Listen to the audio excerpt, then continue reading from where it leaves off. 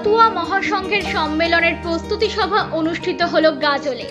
আগামী 6ই মার্চ উত্তরবঙ্গ মাতুয়া মহাসংঘের মহাসম্মেলন অনুষ্ঠিত হতে চলেছে গাজলে। তার আগেই বুধবার গাজল ব্লকের থানামোড় এলাকায় একটি বেসরকারি লজে এই প্রস্তুতি সভার আয়োজন করেন সংশ্লিষ্ট সংগঠনের কর্মকর্তারা।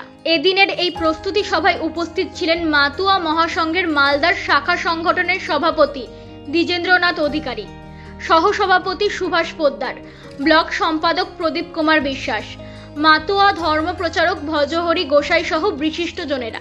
সংশ্লিষ্ট সংগঠনের গাজলের কর্মকর্তারা জানিয়েছেন, মাতুয়া মহাসংঘের উত্তরবঙ্গের সম্মেলন প্রস্তুতি সভা আগামী 6ই মার্চ পালিত হবে।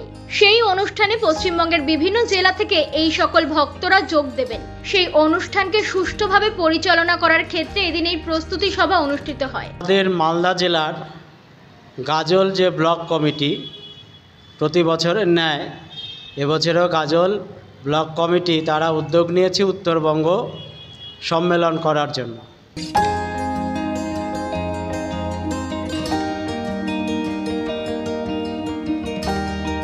মালদা থেকে বলাই পোদ্দারের report, U Bangla TV. U Bangla TV, হৃদয় ছুঁয়ে যায়।